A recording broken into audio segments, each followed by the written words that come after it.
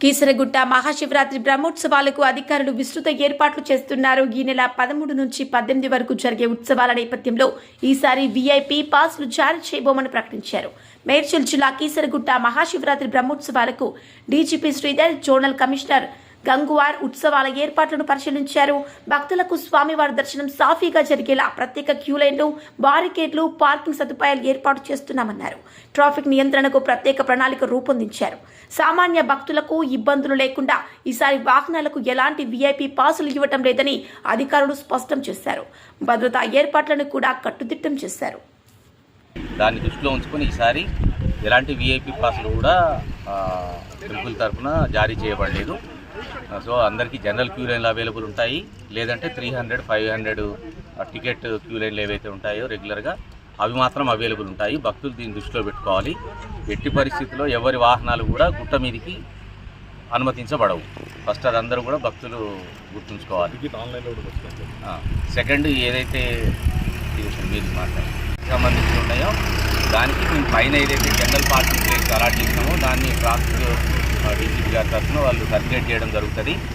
General పార్కింగ్కు ఉన్న places ఏవైతే మన టెంపుల్ క్యూ లైన్కి ఎంట్రీ పాయింట్ కనుక దూరంగా ఉన్నట్లయితే అక్కడ మనము గవర్నమెంట్ తరఫునే షటిల్ సర్వీసెస్ బస్సులు, మినీ బస్సులు కూడా అరేంజ్ చేస్తున్నాము. సో మినీ బస్సులు కానీ సుమోలు కానీ అరేంజ్ చేయబడతాయి. పబ్లిక్ ఎక్కడ కూడా వాళ్ళు ఇబ్బంది పడాల్సిన అవసరం లేదు. వాళ్ళు సొంతంగా రావడానికి ట్రై చేస్తేనే ఇబ్బంది. అదర్వైజ్ మేము ఇచ్చిన సూచనల ప్రకారము పార్కింగ్ ప్లేస్లో వాళ్ళ వాహనాలు ఆపుకొని అక్కడి నుంచి మేము అరేంజ్ చేసిన బస్సులు లేదా సుమోల ద్వారా క్యూ లైన్ దగ్గరికి చేరుకుంటే వాళ్ళకి ఎటువంటి ఇబ్బంది లేకుండా మధ్యలో ఎక్కడ కూడా నడవాల్సిన అవసరం లేకుండా వాళ్ళు క్యూ లైన్ ఎంట్రీలోకి చేరుకుంటారు. కాబట్టి ప్రతి పార్కింగ్ ప్లేస్లో ఈ వాహనాలు అవైలబుల్ ఉంటాయి, అది గుర్తుంచుకోండి. సెకండ్, ఏవైతే పార్కింగ్ ప్లేస్లు మేము ఐడెంటిఫై చేసిన పార్కింగ్ ప్లేస్లు ఫిలప్ అవుతుంటాయో ఫిలప్ అయిన వాటికి అనుగుణంగా నెక్స్ట్ పార్కింగ్ ప్లేస్ కొద్దిగా దూరంగా తీసుకోవడం జరుగుతుంది. సో పబ్లిక్ వచ్చినప్పుడు మీరు అర్థం చేసుకోవాలి, ఎక్కడైతే పోలీస్ వాళ్ళు ఆపి పార్కింగ్ ప్లేస్కు డైవర్ట్ చేస్తారో అదే పార్కింగ్ ప్లేస్ యూజ్ చేసుకోవాలి మీరు.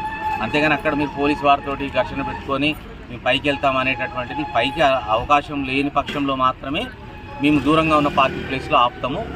అక్కడి నుంచి కూడా మళ్ళీ మన షటిల్ సర్వీసెస్ బస్సెస్ ఉంటాయి. కాబట్టి ఎక్కడ కూడా మీకు ఇబ్బంది జరగదు. కాబట్టి పోలీస్ వారి సూచనలు ఏవైతే ఉంటాయో ఆ రోజు వాళ్ళ సూచనలకు అనుగుణంగా ఏ చెక్ పోస్ట్ దగ్గర అయితే పోలీస్ వాళ్ళు ఆపి ఏ పార్కింగ్ ప్లేస్కు డైవర్ట్ చేస్తారో అక్కడికి వాళ్ళు పార్క్ చేసుకొని అక్కడ మేము సూచించిన బస్సుల ద్వారా క్యూ లైన్కి చేరుకోవాలని చెప్పేసి విజ్ఞప్తి చేస్తున్నాము. ఇవన్నీ కూడా అందరు పబ్లిక్ తొందరగా దర్శనం చేసుకొని క్షేమంగా వెళ్ళడం కొరకు చేస్తున్న ఏర్పాట్లు. దాన్ని దృష్టిలో ఉంచుకొని ఎవ్వరు కూడా దీన్ని వైలేట్ చేయకుండా మాకు సహకరించాలని చెప్పేసి విజ్ఞప్తి చేస్తున్నాము. దీని సందర్భంగా చైర్మన్ గారు కూడా ఇంత క్రౌడ్ వచ్చే క్రమంలో నేరాలు జరగడానికి, పిక్ ప్యాకెటింగ్ కానీ స్నాచింగ్ ఇటువంటి వాటికి అవకాశం ఉండే దృష్ట్యా దేవస్థానం కమిటీ వారి సహకారంతో విస్తృతంగా సీసీ కెమెరాలు ఏర్పాటు చేస్తున్నాము. ఆల్మోస్ట్ ఇప్పుడు 165 కెమెరాస్ మనం వస్తున్న అన్ని రూట్స్ కూడా కవర్ అవుతున్నాయి. దానికి ఎప్పటికప్పుడు కూడా 24 అవర్స్ మానిటర్ చేయడానికి మల్కాజ్గిరి పోలీస్ కమిషనరేట్ తరఫున కమాండ్ కంట్రోల్ ఇక్కడ పనిచేస్తుంటుంది. 24 అవర్స్ రన్ అవుతుంది.